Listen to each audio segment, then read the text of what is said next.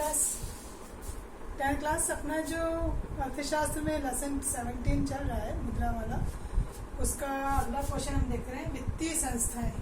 ठीक है, वित्तीय संस्थाएं ना जो वित्त का लेन देन करती हैं, पैसों का लेन देन करती हैं। ठीक है, जिसको आवश्यकता नहीं है उसका अतिरिक्त धन जमा करती हैं और जिसको आवश्यकता है उसको उस अतिरिक्त धन को देती हैं, विकास कार्यों में लगाती हैं, ब्याज देती हैं। ठीक है, तो ये वित्तीय संस्था है। ये जो अपना क्वेश्चन आप देख रहे हो वाणिज्यिक बैंक, ये जो बैंक होते हैं इनके बारे में हम देखेंगे बैंक है क्या। तो बैंक बच्चों एक मध्यस्थ होते हैं जो वित्तीय लेन देन का कार्य करते हैं। ठीक है, वित्तीय में पैसों का जो लेन देन है उसका कार्य करते हैं मुद्रा से संबंधित, और ये एक मध्यस्थ की भूमिका निभाते हैं, सेतु का कार्य करते हैं। ठीक है, जिसको धन की आवश्यकता है उसको धन देते हैं और जिसके पास अतिरिक्त धन है उसका धन वो जमा भी करते हैं। तो ये जो बचत करता है वो होता है बचत करता। तो बचत करता का जो पैसा होता है जिसको बैंक में जमा कराता है और जब उसको आवश्यकता होती है वो उस बैंक से अपना जो खाता है उसमें से जमा रकम ले भी सकता है। तो उसके मांगने पे जो जमा राशि उसको दी जाती है उसको कहते हैं मांग जमा। ठीक है, बचत करता अपने खाते में से राशि निकालता है, उसकी खुद की राशि, उसको मांग जमा। फिर एक जरिया होता है, एक तो जाकर के और कैश विड्रॉल कर लेते हो, और एक आप चेक जो है उसका भी संबंध बैंक से है, चेक जमा कराते हो, किसी और को देना है हमें अगर पैसा तो हम चेक से, या किसी को हमें देना है तो हम चेक से वो पैसा निकाल सकते हैं। तो चेक का अर्थ क्या है बच्चे? चेक जो है आपने देखी होगी, चेक बुक होती है, जो खाता होता है बैंक में जिनका, उनको चेक बुक भी मिलती है। तो उस चेक बुक में उस व्यक्ति का खाता संख्या और आजकल तो नाम भी आता है लिखा हुआ, सब इस तरह से होता है।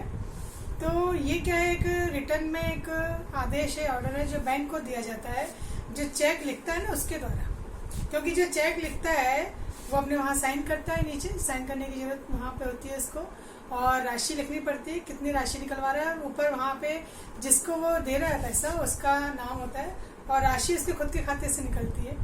तो चेक एक आदेश पत्र है जो बैंक के द्वारा दिया जाता है।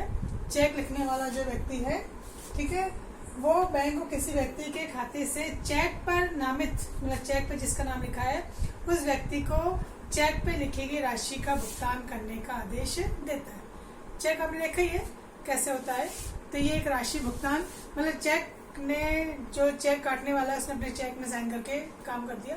अब बाकी सारा काम किसका होगा? चेक जो गया बैंक में, तो बाकी सारा काम कौन संभालेंगे? बैंक वाले का संभालेंगे। तो ये चेक है। इस चेक में अगर आपने कभी देखा हो चेक, तो उसमें बहुत सारी पूर्तियां जो होती हैं करनी पड़ती हैं। उसमें एक तो क्या होता है, चेक के साइड में 2 तिरछी रेखाएं जो है वो आड़ी रेखाएं खींची जाती है। फिर उसके बाद चेक में ऊपर जारी करने का दिनांक भरनी पड़ती है, खाता संख्या भरनी पड़ती है, हस्ताक्षर करने पड़ते हैं। फिर जो राशि है आपने लिखी उसको शब्दों में भी लिखना पड़ता है, अंकों में भी लिखना पड़ता है। यहाँ पर फिर भुगतान प्राप्तकर्ता का नाम जो है वो है, खाता संख्या, इस प्रकार की 7 पूर्तियां जो है एक चेक में की जाती है। अब चेक से लाभ क्या है? सबसे पहला तो देखिए, खाते से खाता जो है उसमें पैसा ट्रांसफर हो गया, कोई नगद का लेन देन नहीं हुआ। ठीक है, जब नगद का लेन देन हुआ तो गिनने का भी काम छूट गया, नहीं तो गिना करते थे पहले, गिनने का कोई काम नहीं है। कोई चोरी नहीं हो सकती, रकम सीधे कहाँ चली जाती है? किसी के खाते में चली जाती है। तो एक सुविधाजनक कार्य हो गया और इसमें नगद का उपयोग नहीं हो रहा है और आराम से इजीली जो है अपना पैसा एक जगह से दूसरी जगह ट्रांसफर हो जाता है। तो कोई चोरी जाने का भी भय नहीं होता उसमें। तो ये इसके चेक के लाभ होते हैं। अब बैंक जो है बहुत सारी भूमिका निभाते हैं, मतलब हम ये जो जमा कराते हैं पैसा, उसका क्या करते हैं? तो बच्चों ये पैसा वो उचित जगह पर लगा देते हैं, मतलब हमको तो ब्याज देते ही हैं, क्योंकि जो विकास की दर है वो ऊंची रखते हैं, क्योंकि हमको ब्याज देते हैं, हमारा पैसा सुरक्षित रखते हैं वो। और ये जो पैसा है हमारा, इसकी जनता की जो बचत है उसको गतिमान रखते हैं, मतलब वो किसी ऐसे निवेशकों को या ऐसे उद्योगों को जो है दे देते हैं जहाँ पे प्रतिफल में क्या प्राप्त हो? लाभ। वो लाभ ही हमारा क्या है? ब्याज के रूप में हमको दिया जाता है। फिर हमारी जो बचत है वो उधार भी देते हैं किसी जरूरतमंद को, जैसे कि जो ऋण लेने आते हैं उनको ये दिया जाता है। जहाँ पे लाभ दर अधिक होती है, जहाँ से बड़े बड़े उद्योगों को, बड़े बड़े संस्थानों को, ठीक है, ये दिया जाता है उधार, जहाँ से लाभ प्राप्त होता है। वो लाभ फिर किसके खाते में आता है? बचतकर्ता के खाते में आता है। ऋण जो लेते हैं उनको ब्याज देना पड़ता है, वो दर अधिक होती है। कभी कभी सामाजिक कल्याण के कार्यों में भी ये पैसा लगाया जाता है। तो ये बैंक जो है अपने पैसों से क्या क्या करता है, ये उसकी भूमिका होती है। अब हम आते हैं बच्चे यहाँ पे बैंक के कार्य क्या क्या है। ठीक है, बैंक के अगर अपन दो कार्य मुख्य मानते हैं, दो मुख्य कार्य, तो जमाएं स्वीकार करना और ऋण प्रदान करना, और इसके अलावा तीसरा कार्य और है, उसको हम लिखते हैं अन्य कार्य में। ठीक है, तो ये मुख्य कार्य है। तो अगर पूछा जाए कि बैंक के दो कार्य बताइए, मुख्य कार्य, तो एक तो जमाएं स्वीकार करना और दूसरा ऋण प्रदान करना। अब ये जमा का मतलब है कि आप पैसा जो अपना लेकर के, आपका खाता है बैंक में, तो आपने कौन सा खाता खुलवाया। आप अगर अपनी रकम जमा करा रहे हैं तो कौन से खाते में करा रहे हैं, आपको पता होगा कि आपने कौन सा खाता, उसमें जब आप बैंक में खाता खुलवाने जाते हैं तो आपको बताना पड़ता है आपको कौन सा जो अकाउंट खुलवाना है।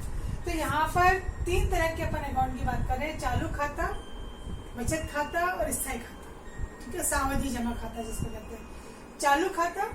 ठीक है, यहाँ भी बच्चे चालू खाता मुख्यतः व्यापारियों के द्वारा खोला जाता है, क्योंकि इनका प्रतिदिन का उसमें लेन देन होता है, रोजाना लेन देन का कार्य करते हैं ये, इसलिए बैंक से इनको जो है बहुत कम या जीरो ब्याज जो है वो मिलता है, इसमें ब्याज ज्यादा नहीं मिलता है, और बार बार लेन देन की इसमें सुविधा हो जाती है चालू खाते में। जो बचत खाता होता है, ये सामान्य जनता जो है उसको यहाँ पे बचत खाते में जमा रकम जो है होती है उसकी जमा कराती है, इसमें उसको उचित ब्याज दर जो मिलता है वो मिल जाता है।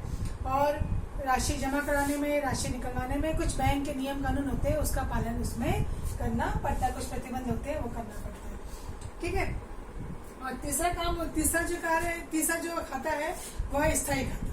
मतलब पहला चालू खाता हो गया, दूसरा बचत खाता हो गया, और तीसरा स्थायी जमा खाता, मतलब जो फिक्स डिपॉजिट कराता है। ठीक है, जैसे ये तो हो गया सेविंग अकाउंट, सेविंग जो है अकाउंट हो गया, ये आरडी हो गई, अपना जो रेकरिंग हर महीने जो है जैसे हमको कितने पैसे जमा कराना है क्या है, तो ये बैंक के अपने हिसाब से होता है। और एक होता है ये एफडी, मतलब फिक्स डिपॉजिट, तो ये लंबी अवधि के लिए होता है, तो इसमें बहुत ज्यादा ब्याज मिलता है लंबी अवधि का। तो जैसे हमने मान लीजिए बहुत लंबे समय तक अपना पैसा जमा करा दिया, हमारे पास इकट्ठा हो गया 2 साल के लिए, 4 साल के लिए, 5 साल के लिए, 10 साल के लिए, जो भी है, और कई कुछ महीनों के लिए भी हम इसको जमा करा सकते हैं। तो जैसे जिसकी आवश्यकता वैसे वो बैंक में पैसा जमा करा देते हैं। अब अन्य कार्य जो है उसके पहले हम देखेंगे दूसरा कार्य क्या है। अभी तो हमने पहला कार्य देखा जिसमें जमाएं स्वीकार करना 3 खातों में। ठीक है, अब हम देख रहे हैं इसका दूसरा कार्य ऋण प्रदान करना। कृषि क्षेत्र में, उद्योग के क्षेत्र में, व्यापार के क्षेत्र में यहाँ पर जो ऋण प्रदान किया जाता है वो 2 तरीके से, एक तो नगद और एक अधिविकर्ष। अधिविकर्ष इसको ध्यान रखना, अधिविकर्ष का यहाँ क्वेश्चन बनता है। अधिविकर्ष में जिसका खाता है उसके खाते में जितनी रकम है उस रकम से ज्यादा रकम ऋण पर दे देना। तो ये विशेष ग्राहक जो होते हैं, जो बहुत पुराने ग्राहक हैं, या बैंक का अपनी जो पॉलिसी है उसके हिसाब से अधिविकर्ष की सुविधा भी देती है। ठीक है, और फिर आता है इसका अन्य कार्य। अन्य कार्य तो बच्चों अगर देखें तो बहुत लंबी लिस्ट आ जाती है अन्य कार्य में, तो जिसमें वो चेक और बिलों का संग्रहण करता है, बीमा की किस्त जो है उसका भी संग्रहण करता है, जमा कराता है, लॉकर की सुविधाएं देता है। आपने लॉकर देखा होगा, कईयों ने लॉकर में देखा भी होगा अंदर कि लॉकर में हम अपने मूल्यवान वस्तु जो है वहाँ पर रख सकते हैं। फिर कुछ आंकड़े संबंधी सांख्यिकी सूचनाएं हैं, वो सूचना एकत्रित करना, धन का हस्तांतरण करना, ये भी होता है। इसके अलावा कभी कभी एजेंट के रूप में भी काम करते हैं। ठीक है, कहीं कहीं वो ट्रस्टी के रूप में भी काम करते हैं, जैसे कोई बड़ी बड़ी संपत्ति उसके ट्रस्टी जो है बैंक को बना दिया जाता है। और कई बार किराया विराया जो होता है वो भी जमा कराते हैं। अगर कोई विवाद हो जाता है किराएदार और मकान मालिक के बीच में, तो वो संपत्ति का जो है निपटारा जो है वो बैंक के जरिए होता है, या किराया वहाँ जमा होता है। कई लोग जो है किराए सीधे बैंक में जमा कराते हैं। ऐसे और अन्य कई कार्य जो है वो बैंक के अन्य कार्यों में आते हैं। इसके एवज में बैंक जो है कुछ राशि लेता है। अब ये जो बैंक है, तो ये जो 2 खाते बच्चों पर ने देखे, चालू खाता और बचत खाता, इन दोनों खातों पर जो है यहाँ पे जो पैसा जमा होता है, इन पैसों को जो हम मांगने पे निकाल लेते हैं अपनी राशि, वो मांग जमा इन दोनों खातों पर। यहाँ स्थायी खाते में आप बार बार नहीं मांग सकते। अगर आपने एक बार फिक्स करा दिया तो आपकी जब अवधि पूरी होगी तभी आपको पैसा मिलेगा। और अगर आप पहले निकालते हैं, ऐसा नहीं कि आप निकालते हैं तो आपको कुछ राशि वहां पर देनी पड़ती है। तो मांग जमा चालू खाता में और बचत खाते में ही आता है। अब हम बात कर रहे हैं कि बैंक का आय क्या है, इनकम क्या है। अब बैंक के जो दो कार्य हैं कि एक तो बचतों को जमा करना और जो ऋण लेने आए उनको उस बचत का हिस्सा देना ऋण के रूप में। तो दोनों से ही क्या है, यहाँ पे ब्याज का संबंध है। जो हमारी रकम जमा होती है उस पर वो हमको कम ब्याज देती है, किसके मुकाबले जो ऋण वालों से ज्यादा ब्याज लेती है। तो ये जो बीच का अंतर आता है, जैसे जिसने ऋण लिया उससे तो ज्यादा लौटाने पे ज्यादा उसको जो है ब्याज देना पड़ेगा, ठीक है। उस ज्यादा में से कम हिस्सा जिन्होंने रकम जमा कराई है बैंक में उनको दे देते हैं। तो बीच का हिस्सा जो बचता है वो क्या हो जाती है, बैंक की आय। तो ये बैंक की आय का स्रोत कहलाता है। तो ये यहाँ पर हमने आज कुछ बैंक के बारे में देखा, ठीक है। ये अपनी संस्थागत स्रोत है। बैंक ऋण प्राप्ति के लिए हमने जो संस्थागत और गैर संस्थागत स्रोत देखे थे, तो उसमें ये जो है संस्थागत स्रोत में बैंक का कार्य आता है। तो आज के लिए बच्चों ये जो अपन ने लिखा है वही आपका होमवर्क हो जाएगा कि एक तो आपको बताना है बैंक का अर्थ क्या है, ठीक है, मांग जमा किसे कहते हैं, फिर आपको चेक के बारे में बताना है, चेक का अर्थ क्या है, ठीक है। फिर चेक में ये 7 पूर्तियां कौन सी करनी पड़ती है और चेक से लाभ क्या है ना। फिर ये भूमिका क्या है इसकी बैंक की, और बैंक के कार्य, बैंक के जो 3 कार्य हैं वो 3 कार्यों को आपको पूरा डिटेल में लिखना है। और बैंक की आय का स्रोत क्या है, यहाँ पे अपना बैंक का कार्य जो है ये हो जाता है। अब अपन अगले में जो देखेंगे उसमें हम देखेंगे देशी बैंकर, साहूकार, ठीक है, स्वयं सहायता समूह और चिट फंड। ये सब क्या है, इनका क्या रोल है, क्या भूमिका है और ये कहाँ कहाँ पर जो है काम करती हैं, ठीक है। कई ग्रामीण इलाकों में है, कुछ शहरी इलाकों में, क्या इनका रोल है, क्या भूमिका, वो हम इसके अगले अध्याय में चर्चा करेंगे। तो आज के लिए ये जो मैंने समझाया यही आपका जो है होमवर्क होगा, ठीक है, जिसमें आपको चेक के बारे में, बैंक के बारे में, बैंक के कार्यों के बारे में इस सब आपको बताना।